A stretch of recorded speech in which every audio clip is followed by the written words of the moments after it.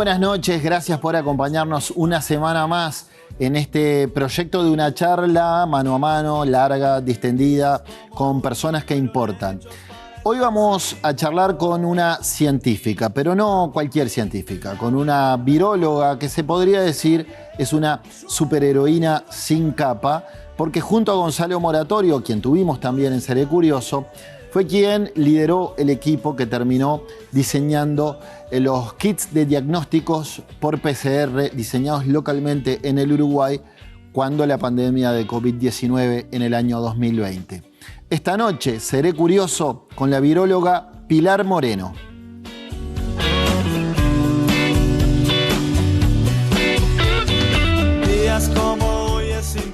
Pilar, buenas noches, ¿cómo andás? Buenas noches, ¿todo bien? Bien, bien, gracias. Sos hija de Julián Colacho Moreno y Marta Carlem. ¿Cómo podrías describirme tu núcleo familiar más íntimo? ¿Familia de clase media? ¿Qué se dedicaban tus papás? Bueno, mis padres son los dos abogados, bueno, están jubilados, pero bueno, abogados los dos.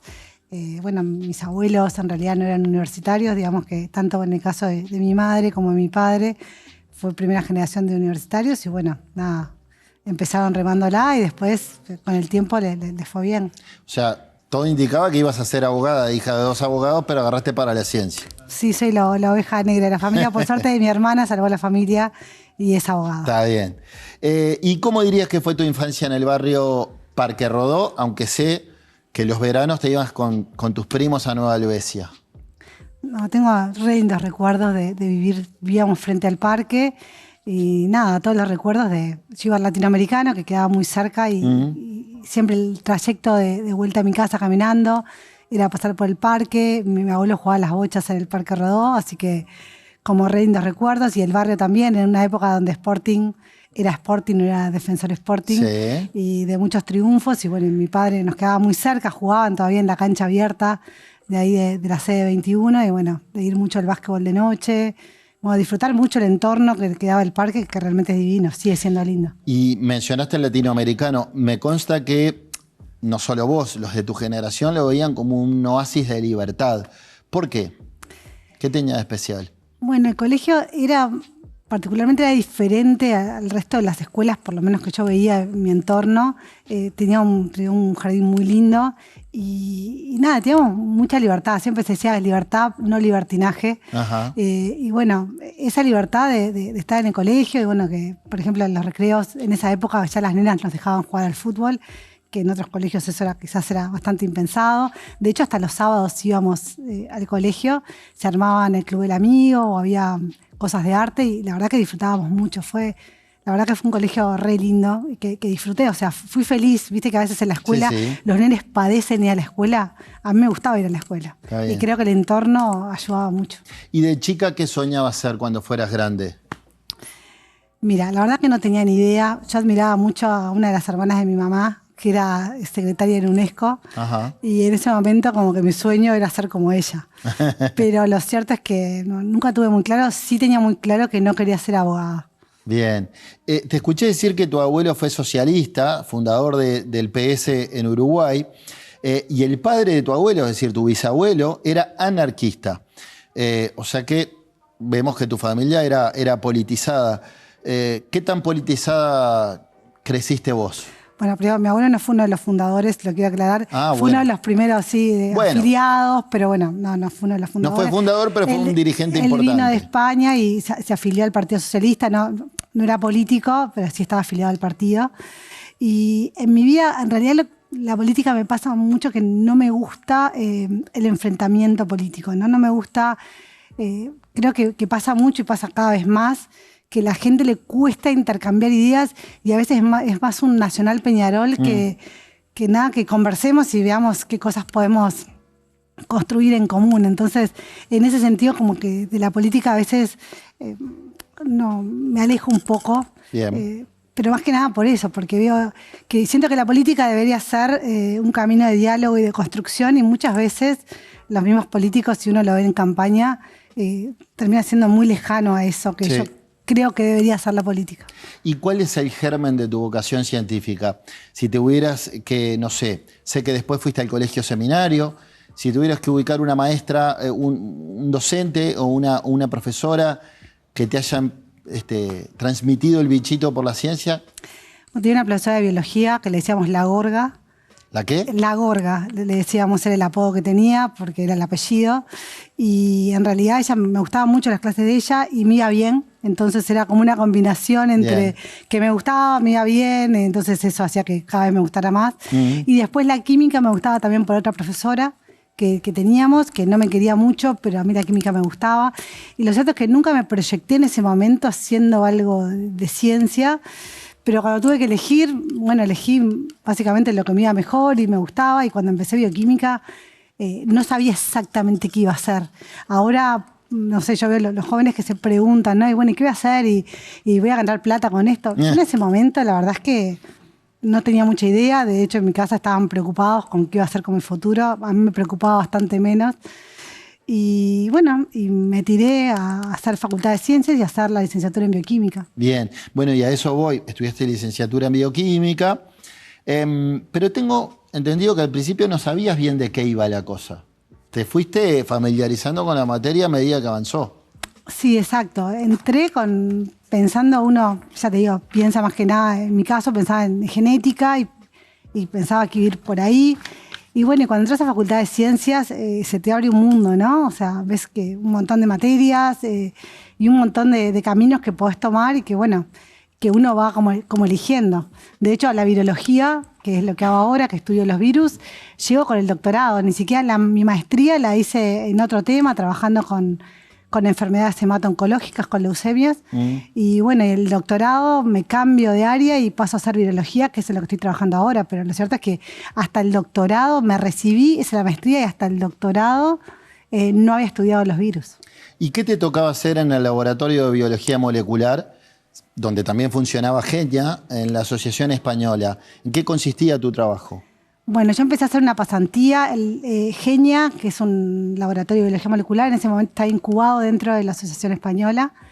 Y al inicio empecé a trabajar haciendo toda la parte de paternidad y forense, que en ese momento funcionaba, digamos, dentro de Genia. Y a la vez hacía toda la parte de diagnóstico de leucemias. Estudiábamos alteraciones cromosómicas que estaban asociadas al diagnóstico de una determinada leucemia. Y bueno, entonces yo colaboraba en ese proceso de diagnóstico. Tenés un máster en Ciencias Biológicas. Sí. Y un doctorado, un PhD también en Ciencias Biológicas, pero todo en Uruguay. He entrevistado varios científicos y algún virólogo, como el caso de tu compañero Gonzalo Moratorio, y siempre llega un momento en que deciden emigrar para profesionalizarse y posgraduarse en el exterior. Vos tomaste la decisión de quedarte en Uruguay y de hacer maestría y doctorado en el país. ¿Por qué?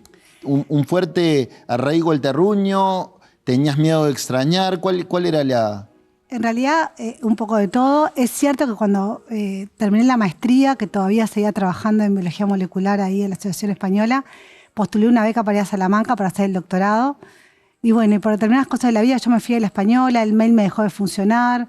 Bueno, y un día me llega una invitación a mi casa que era para los becarios, para ir a Salamanca. Yo nunca me había enterado que me había salido la beca y yo en ese momento ya estaba embarazada de mi primera hija y decidí no irme. Había una situación familiar, ¿no? Sí, sí. Ibas a ser mamá, había un proyecto de vida con tu pareja. Y también siempre sí, fui muy arraigada a mi familia, siempre esa sensación de que una tiene que estar en todo y bueno. Capaz que ibas a extrañar ir a ver a Nacional, al Parque Central. Bueno, eso probablemente sí, pero estaba ahí a la familia sobre todo también. Pero bueno, creo que las cosas no se dieron en ese momento y después, ya con mis hijos, cada vez se me hizo más difícil pensar en irme porque si no consigo perderme, digamos, me gusta estar. Está bien. Y acompañar y ser parte de todas las cosas que pasan. Y, son opciones, creo que está bueno igual. Mensaje para los jóvenes, que irse me parece que es una formación que hay que hacer y cada vez más, ¿no? Bien. Vamos a una pausa tras la misma, nos metemos de lleno en lo que fue trabajar en el combate a la pandemia de COVID-19. Estamos charlando con la viróloga Pilar Moreno en la noche de Seré Curioso.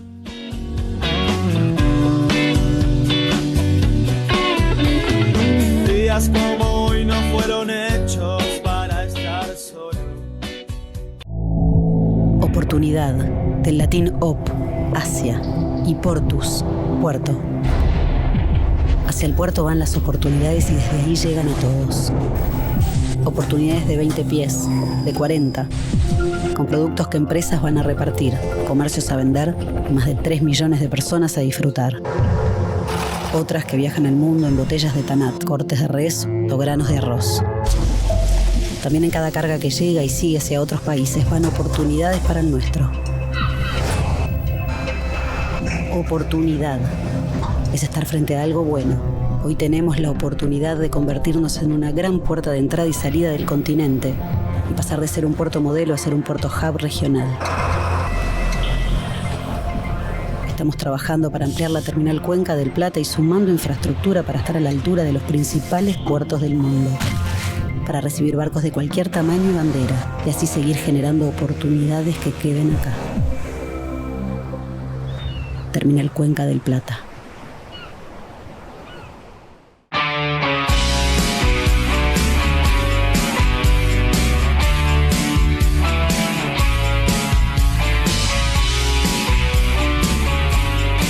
Hoy estamos hablando de ciencia, la noche de Seré Curioso. Llevas 21 años, según mis cálculos, trabajando con Gonzalo Moratorio. Exactamente.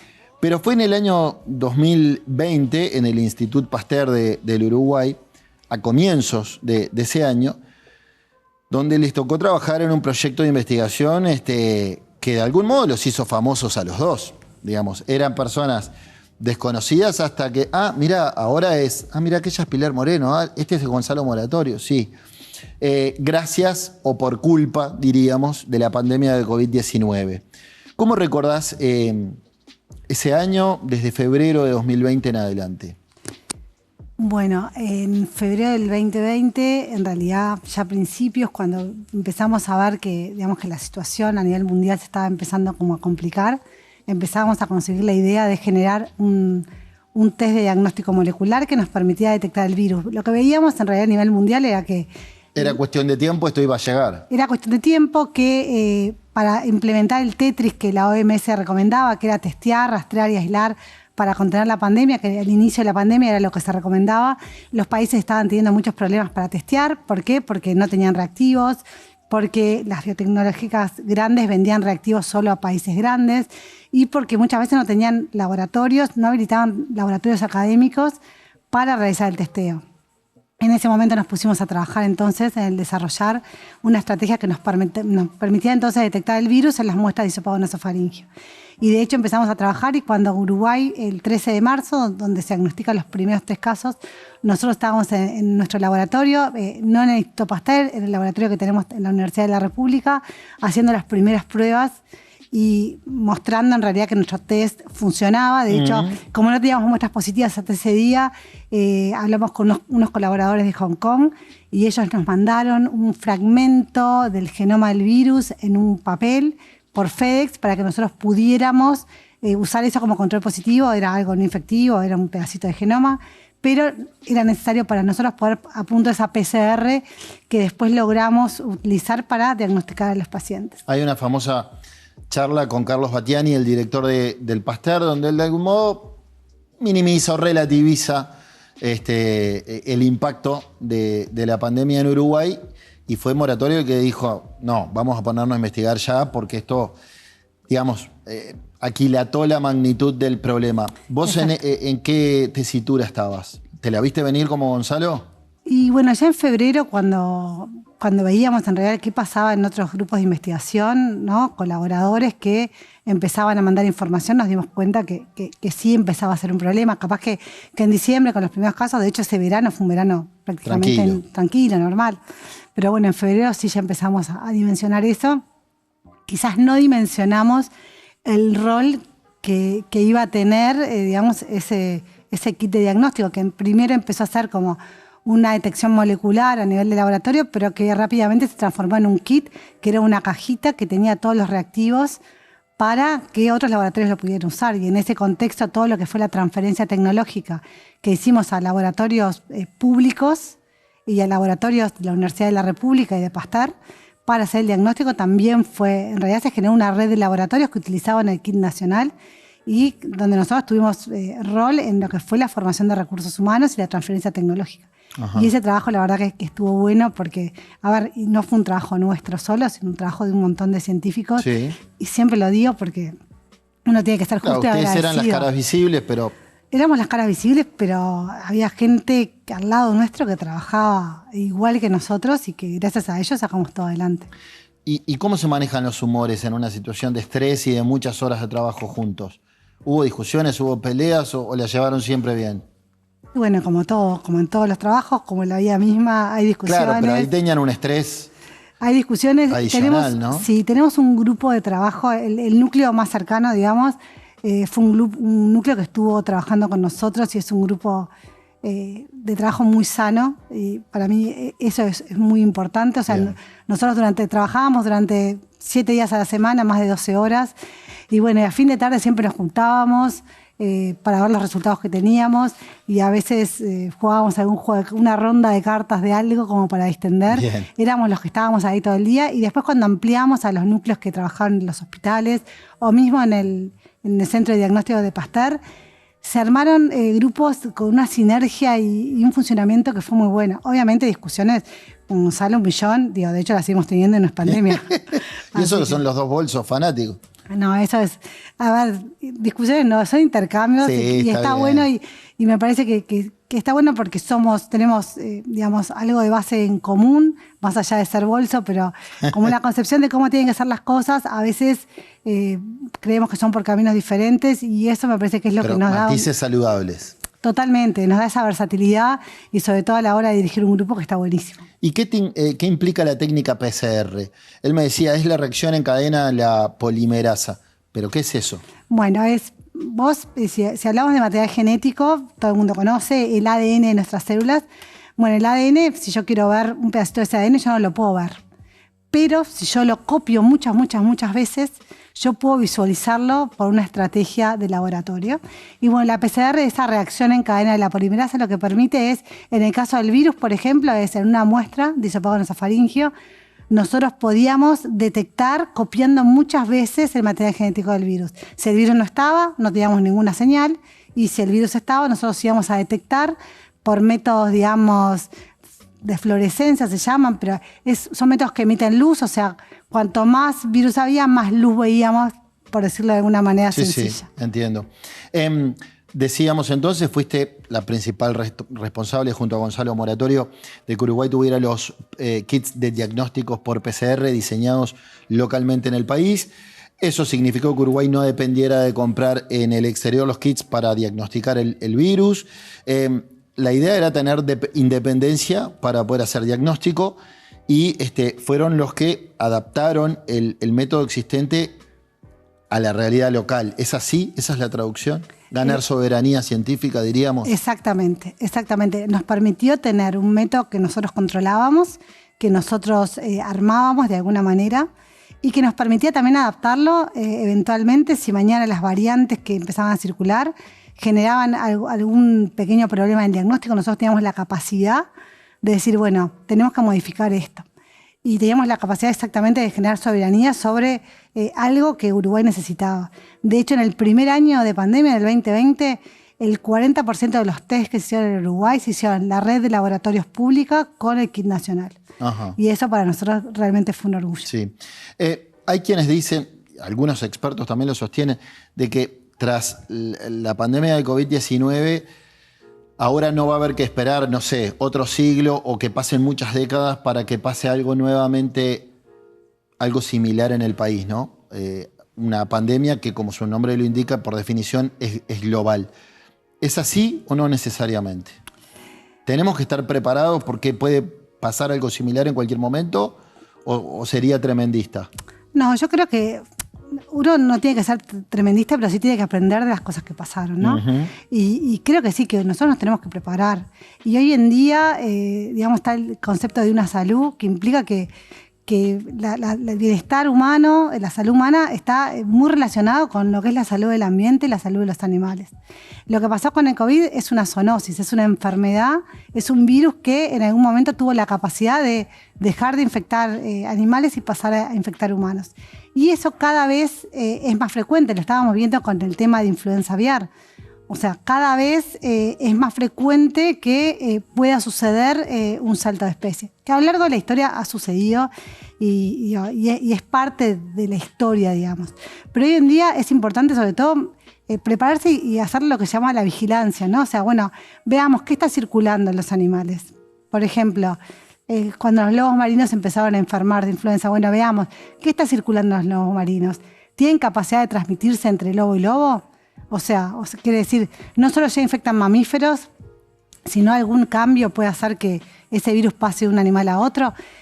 ¿Cuántas mutaciones o cuántos cambios faltan para que ese virus tenga la capacidad de infectar a un humano? Bueno, entonces, entender qué es lo que pasa a nuestro alrededor en un mundo que es muy cambiante, en un mundo que está globalizado, en un mundo que hay cambio climático, por más que quizás mucha gente está en contra de eso, pero lo cierto es que las temperaturas aumentan, la deforestación, por ejemplo, vos pensá, en el Amazonas, la deforestación lleva a que los animales que vivían en esas regiones tengan que buscar a veces alimento en otros lados y se acerquen a centros poblados. Entonces, el vínculo humano-animal, que antes quizás no existía, empieza a existir en estas regiones. Entonces, eso aumenta las probabilidades de que mañana un virus puede pasar de infectar a un animal a infectar a un humano. Bien.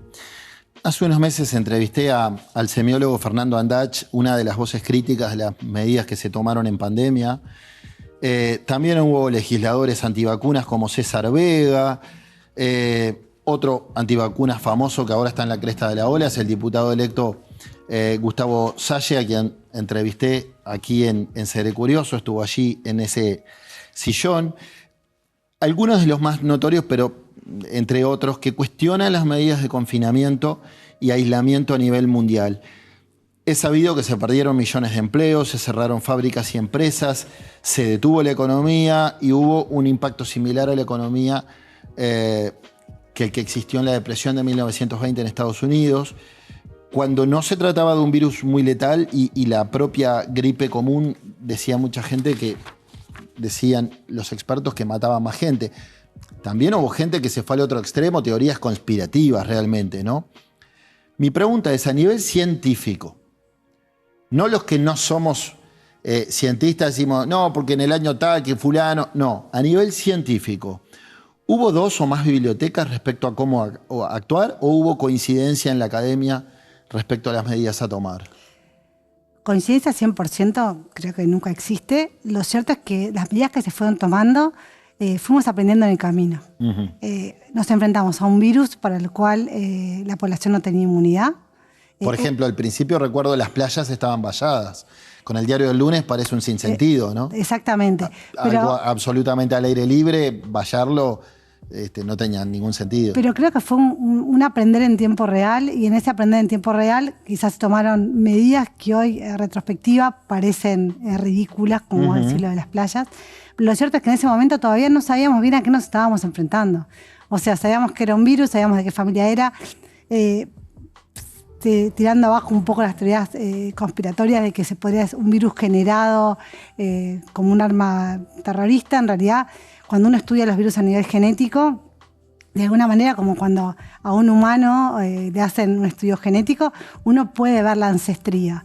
Bueno, de alguna manera con los virus pasa lo mismo. Cuando nosotros estudiamos el material genético, nosotros podemos saber quiénes son sus antepasados, y claramente es un virus que circulaba en murciélago y bueno, que en algún momento logró infectar a un mamífero y saltó después al humano.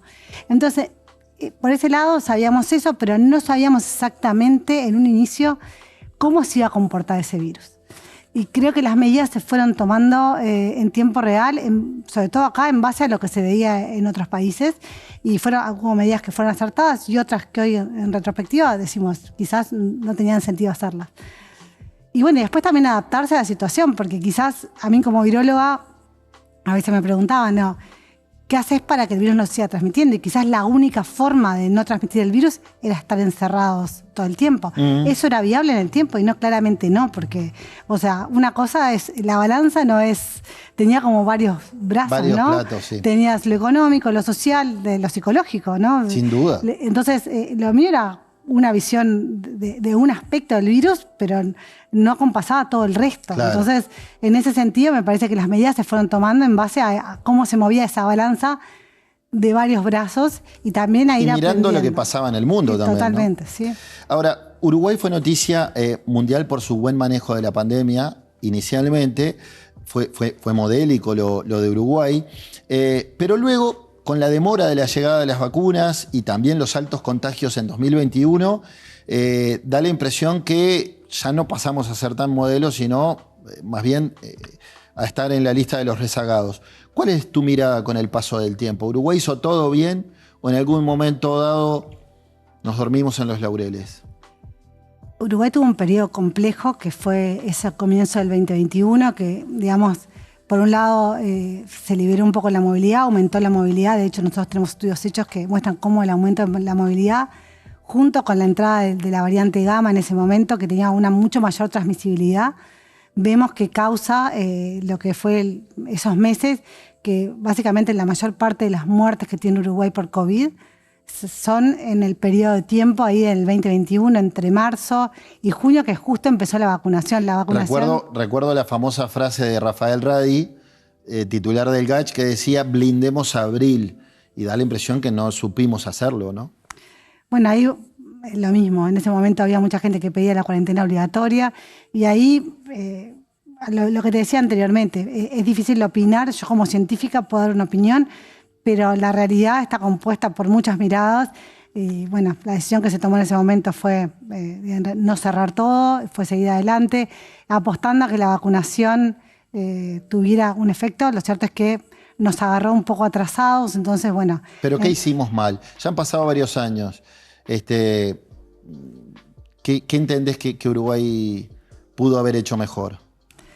Y bueno, quizás si hubiéramos tenido las vacunas antes, pero entiendo que también en eso no tuvimos soberanía y quizás ahí volvemos a lo mismo. ¿Qué podríamos aprender? Bueno, que Uruguay tendría que tener la capacidad de producir sus propias vacunas y es una de las cosas que se ha planteado. De hecho, la Universidad de la República ha hecho algunos estudios de tener un instituto de vacunas, ¿no? O sea, ahí dependimos de afuera. Entonces, quizás pensar, bueno, ¿qué podríamos haber hecho? Y bueno, quizás lo que podemos hacer es aprender de lo que no tuvimos y nosotros no pudimos vacunar a tiempo porque dependíamos que las vacunas vinieran de otro lado. ¿El GACH fue una buena idea? ¿Fue un punto de inflexión? Sí. Yo creo que el GACH fue una muy buena idea. Rodearse de la gente que sabía y tomar las decisiones en base a evidencia científica. Me parece que sí, que es una buena idea y que estaría buenísimo que se siguiera implementando. Y creo que también durante el primer periodo todo se alineó, ¿no? Mismo los políticos, todos estaban alineados atrás del GACH. Y la libertad responsable, esa frase de cuño lacayista, digamos, luisista, como dice Graciela Bianchi, ¿fue una buena consigna? ¿La gente la entendió? Yo creo que la gente la entendió y esto se solapa un poco con el miedo reinante que había. Entonces, claro. El miedo creo que fue un factor también importante a la hora de que la gente decidiera, los que podían, ¿no? Porque había gente que tenía que salir a trabajar, pero mantenerse en sus casas y creo que, bueno, que en ese momento funcionó y a lo largo del tiempo tampoco podíamos, digamos, había cosas que se tenían que retomar y mucha gente tenía que salir a trabajar, ¿no? Porque no todos pueden quedarse en sus casas. ¿Y crees que hubo muertes evitables como algunos médicos sostuvieron? Y es muy difícil aseverarlo. Hablar a la ligera de eso. Sí. Bien. O digamos, sería temerario afirmarlo. Y bueno, sí, siempre se pueden tomar otras decisiones. Esa es la realidad. Pero sí, no me gustaría, la verdad, que arriesgar a decir eso.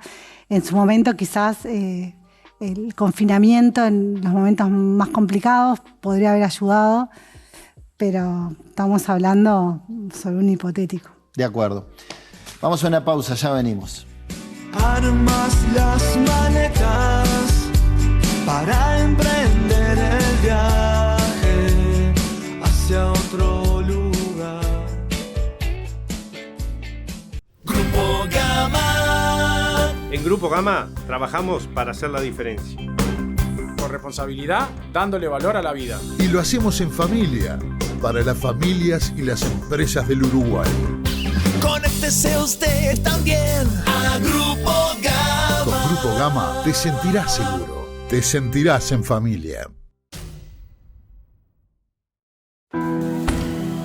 Todos los emprendimientos tienen una energía especial, una energía que los hace avanzar, que no los deja detenerse, una energía que los hace crecer.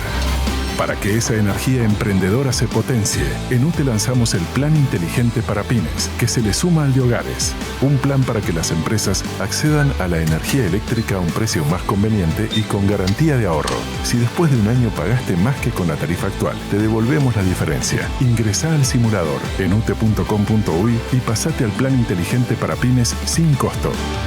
UTE, transformando con energía nuestro país.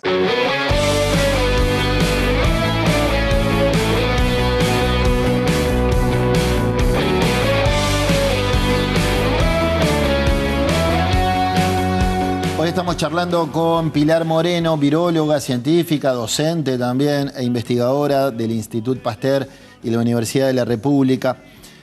Pilar, me gustó una frase que le dijiste a la revista Forbes.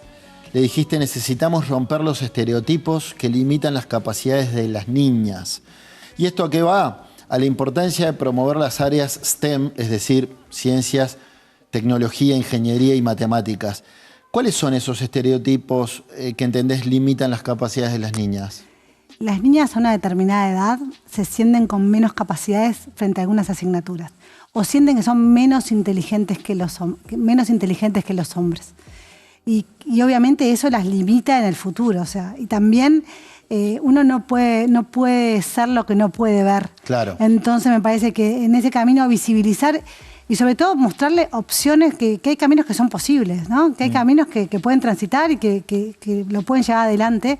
Me parece que eso es súper importante. No lo van a elegir si no saben que existe. Exactamente. Al respecto dijiste un par de porcentajes que de alguna forma ilustran esa desigualdad. Decías, mientras el 40% de los hombres que tienen un hijo terminan su doctorado en 5 años, el 20% de las mujeres, es decir, la mitad de las mujeres que tienen un hijo, lo terminan en ese tiempo, en 5 años. No, clarito, ¿no? Es clarito y los estudios que se hicieron desde la Universidad de la República muestran que el nacimiento del primer hijo es el punto de quiebre. Bien. ¿No? O sea, una mujer a los 40 años con un hijo o 2 hijos no tiene el mismo currículum que un hombre con la misma edad con hijos. Sí. ¿Cómo fue el proyecto de difundir la ciencia a través de la música? Háblame de No te preocupes, hacemos ciencia. Bueno, ese es un proyecto que lidera Daniela Hirschfield, que es la responsable de comunicación del Instituto Pasteur. Gran amiga, compañera de facultad, le mando un beso grande. Le mandamos un beso a Dani. Bueno, en un momento nos habíamos conocido mucho durante la pandemia porque como ella es la encargada de comunicación me obligaba a ir a las notas que yo no quería ir. Entonces en ese momento un día me agarra por el corredor y me dice: Pili, mira, tengo esta idea.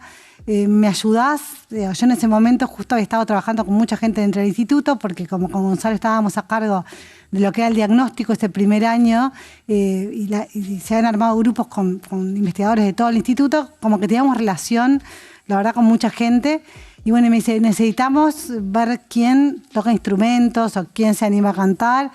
Y bueno, me acuerdo que nos paramos en el corredor, pasaba alguien, decían, vos no tocabas la guitarra. Y bueno, y empezamos a armar un grupo que se empezó a copar con ¿Y vos la idea. qué te tocó?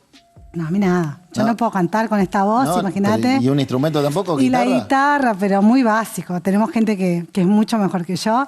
Y bueno, la idea un poco era elegir canciones que fueran populares, que la gente conociera y que eso nos gatillara para hablar de algún tema científico. Y bueno, ahí tienen la imagen. Esta es la primera banda porque la gente fue como un poco cambiando a lo largo del tiempo. Fue cambiando el elenco. Fue cambiando el elenco, pero bueno, se armó una banda y la verdad que todo mérito de ellos, ¿no? Porque la verdad que se juntaban a ensayar y bueno, la primera Tenían vez... que hacer temas de virus. ¿Qué? No, nunca hicimos, tenían que hacer, la consigna era que no siempre se termina cumpliendo, pero que sean canciones conocidas, intentábamos que fueran en español al principio, después se me echó alguna en inglés, pero bueno, y sobre todo que el público las conociera, ¿no? Que pudieran después asociar y decir, bueno, cantamos, no sé, cantábamos una de Drexler, que hablaba un poco de la familia y hablábamos de genética. Está bien. Bueno, diferentes temas y la verdad que es un proyecto re lindo que de hecho Tuvimos hace poco ¿Un concierto? Un concierto, inauguramos la noche de los y las investigadoras. Mirá vos, qué lindo. Con un concierto en vivo y la verdad que estuvo lindo. Y bueno, sé que sos profesora adjunta grado 3 de Facultad de Ciencias. ¿Te gusta la docencia? Porque una cosa es ser científica, otra cosa es hacer magisterio, ¿no? Enseñar y en este caso transmitir el gusto por la ciencia. Al principio no me gustaba mucho dar clase.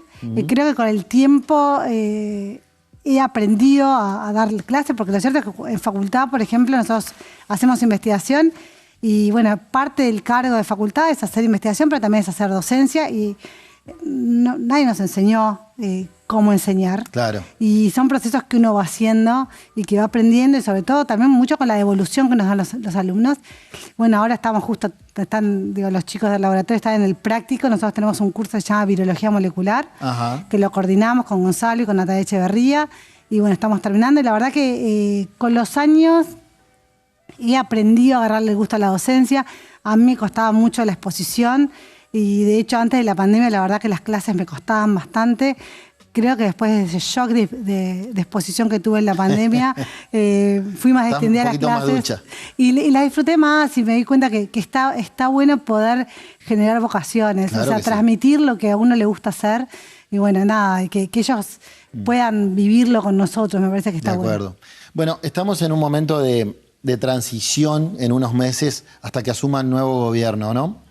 Dejando lo político partidario a un lado, ¿entendés que el sistema político, la clase política, entendió la lección de la importancia de la ciencia por aquello del famoso 1% del PBI?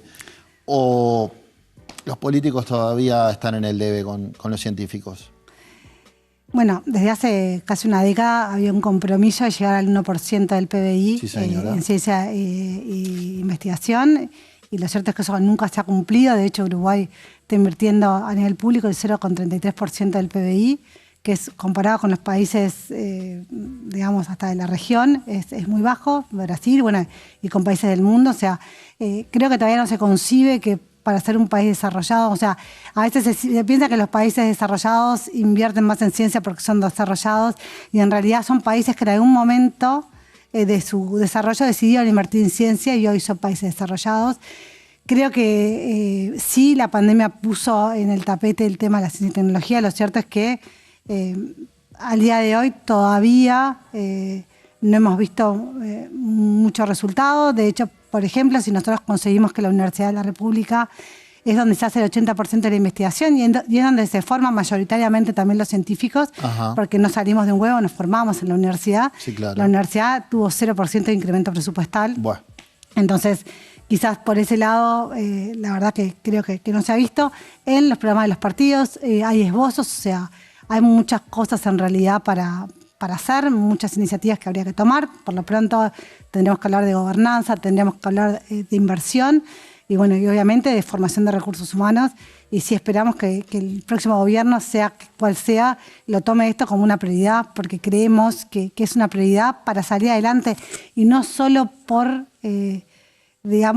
por la ciencia como un área, sino por la importancia que tiene eso para el desarrollo sustentable del país. Y además me parece que el manejo de la pandemia y la importancia de los científicos, cuando las papas queman, debió haber servido para que se tome el ejemplo, ¿no?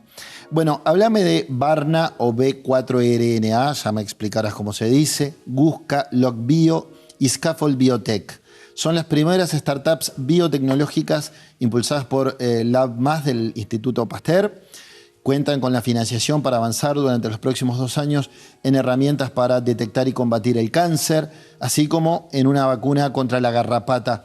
En particular, quiero que me hables del proyecto de Gusca y de LabMas, este proyecto que idearon con Gonzalo Moratorio. Vos decías en la diaria, en Gusca buscamos desarrollar nuevas alternativas terapéuticas basándonos en el potencial para matar células que tienen los virus. Contame un poco más sobre esto. Bueno, Gusca es una startup con base científico-tecnológica que la presentamos como idea en LabPlus. LabPlus es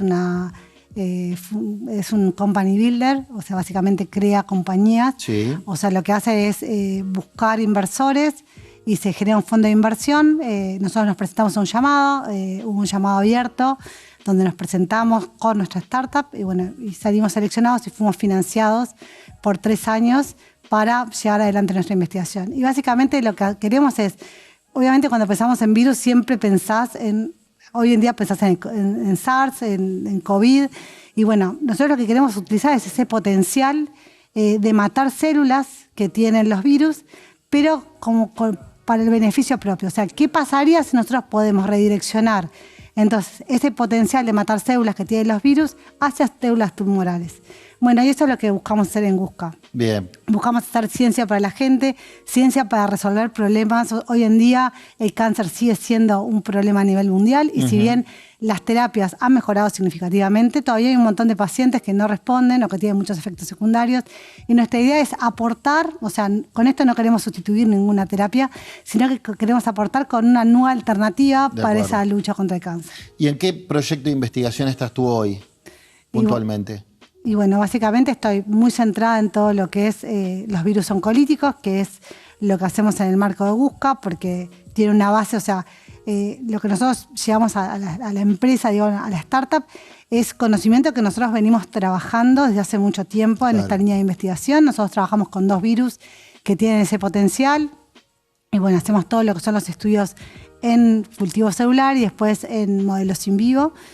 Y bueno, básicamente esa es la línea prioritaria que hoy en día estamos llevando adelante. Y está bueno porque también uno siempre habla, ¿no?, de las empresas y bueno, de llevarlo esto a un nivel más.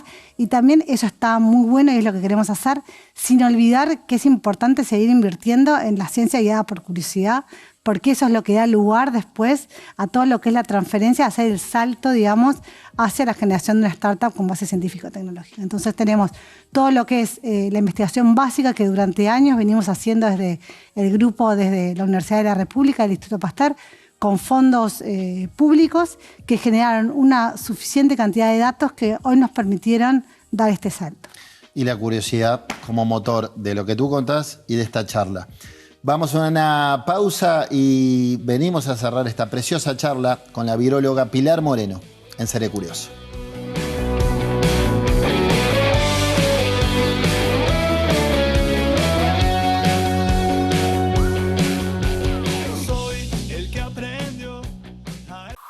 Elija bien. Más opciones, mejores decisiones. Somos una empresa que tiene como objetivo brindar a nuestros clientes profesionales y particulares un servicio completo en sus proyectos de obra. Ofrecemos asesoramiento técnico, personal idóneo y materiales de primera calidad. Arte Aluminio, la empresa líder en aberturas en Uruguay.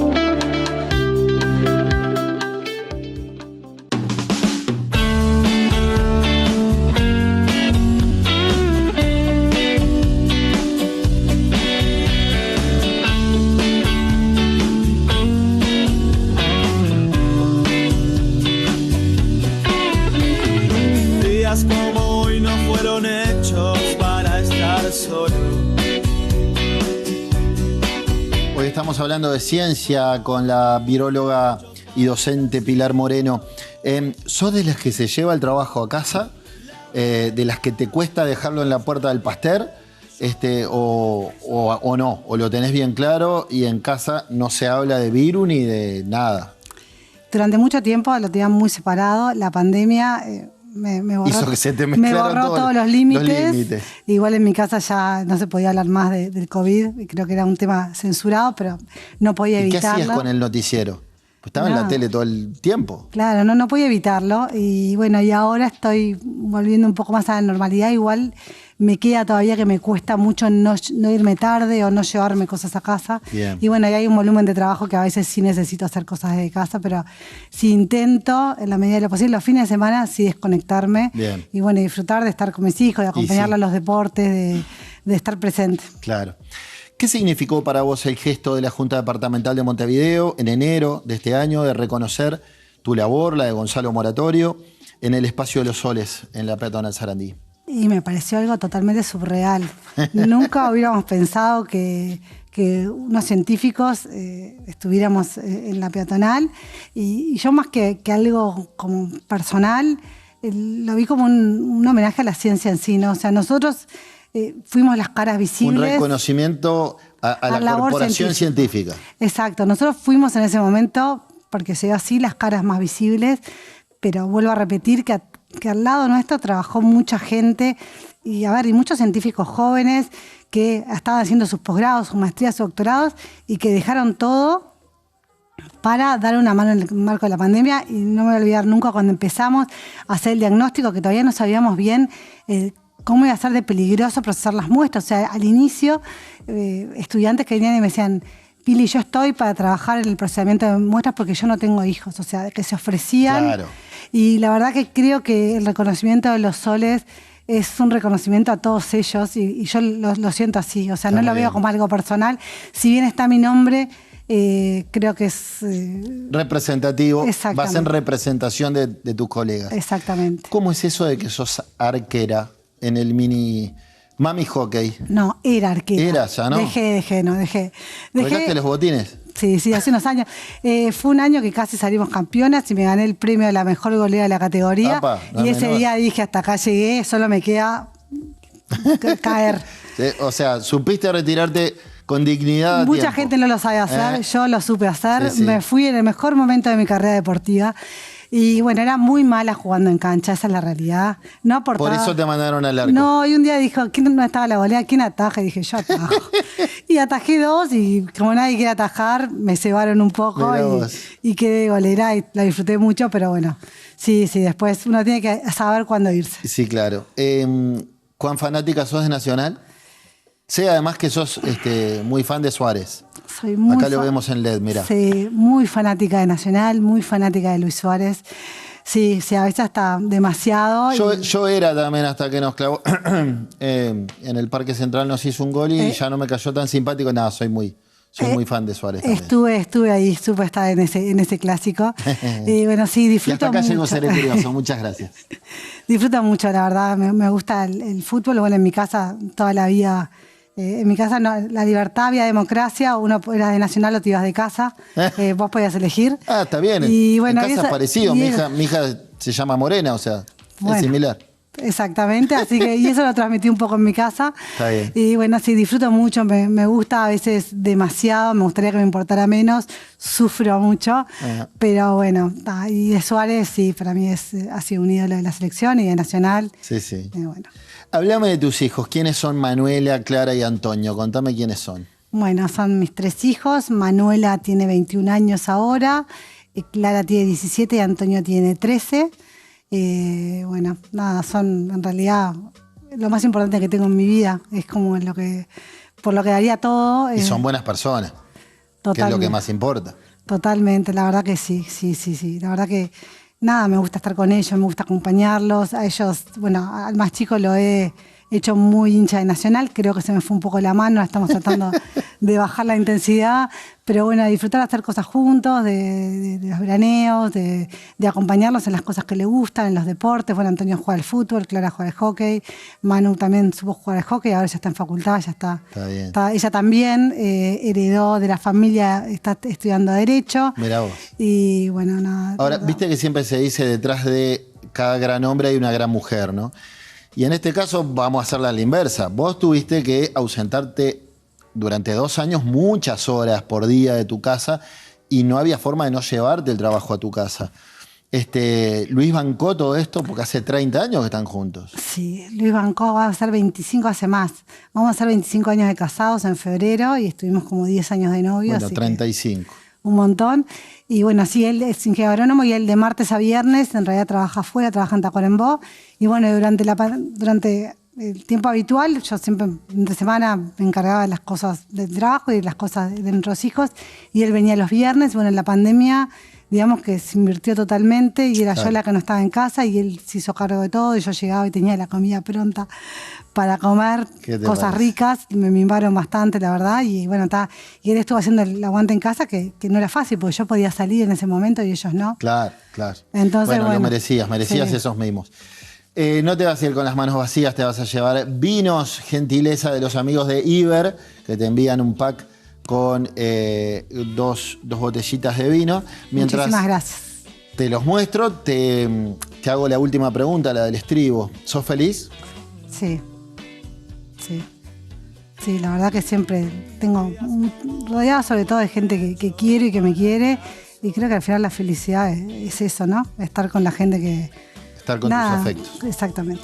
Sí. Pilar, gracias por esta charla. Bueno, no, Sé que no fue fácil para vos convencerte, que sos medio timidona con los medios, pero viste que una vacuna duele más. No fue tan grave. Muchísimas gracias por recibirme. A vos. Señores, si agarraron esta entrevista empezada, vayan al canal de YouTube de Trimax, en Trimax Live, y ahí se suscriben y lo pueden ver on demand, este y todos los programas de este ciclo y del año pasado. De mi parte, solo me resta invitarlos a que nos acompañen la semana que viene en la noche de Seré Curioso. Chau, chau.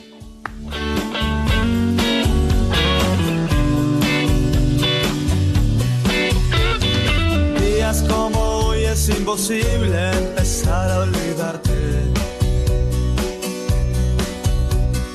Puede que estemos bien, pero nunca como antes. Días como hoy no me importa lo que hiciste.